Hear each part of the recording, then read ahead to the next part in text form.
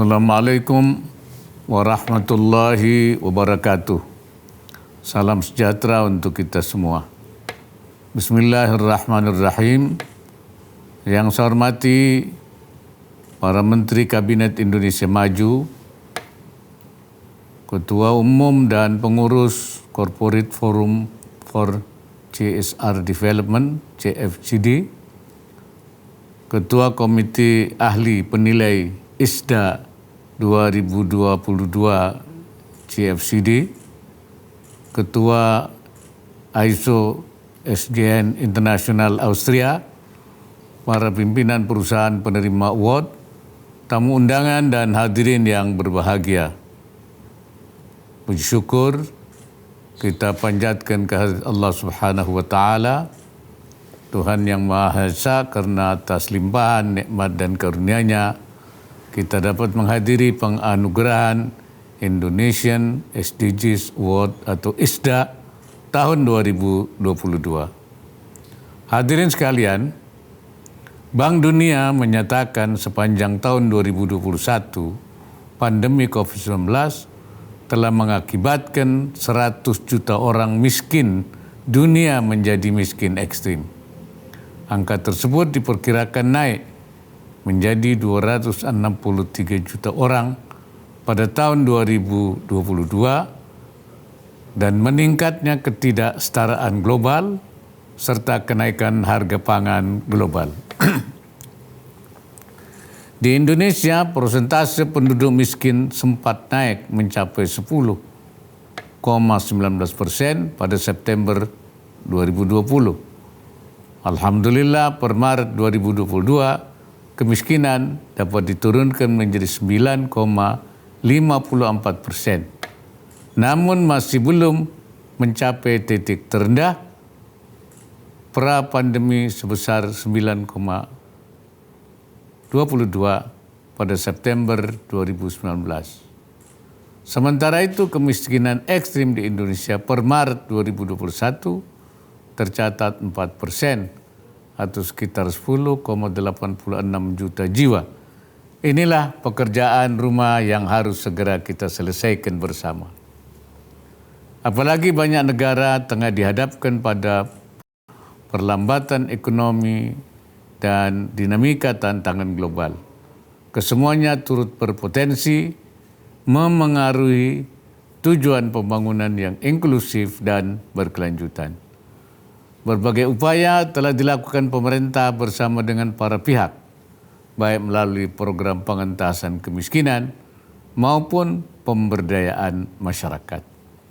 Pemerintah juga melakukan pembangunan infrastruktur pelayanan dasar dalam rangka penurunan jumlah kantong-kantong kemiskinan, terutama di pedesaan, pesisir, dan wilayah terluar Indonesia.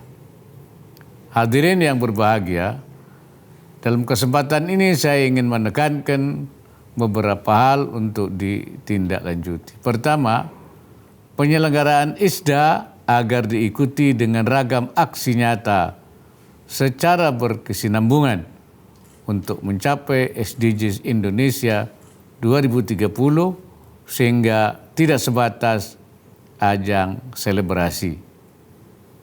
Apresiasi atas inisiatif dan kerja keras korporasi, organisasi dan perseorangan dalam program CSR untuk SDGs sekiranya kian menginspirasi berbagai pihak untuk melanjutkan langkah serupa.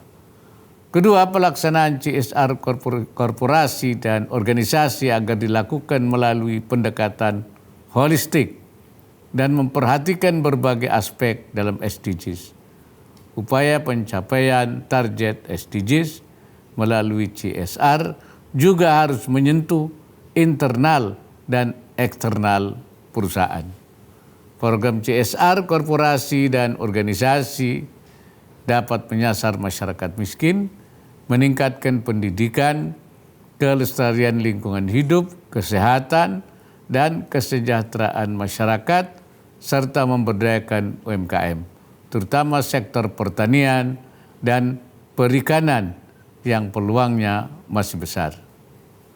Ketiga, sinergi antar pemangku kepentingan harus didorong untuk mempercepat penghapusan kemiskinan ekstrim dan mencapai tujuan SDGs sesuai dengan fokus tugas dan kapasitas masing-masing. Setiap pihak harus bekerja sama dan memastikan setiap program dan kegiatan terkonvergensi dan tersinkronisasi dengan baik.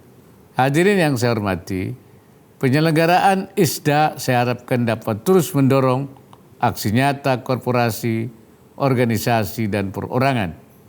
Dengan demikian, dampak tercipta kolaborasi dengan masyarakat sekitar yang inklusif, akuntabel, dan ramah lingkungan.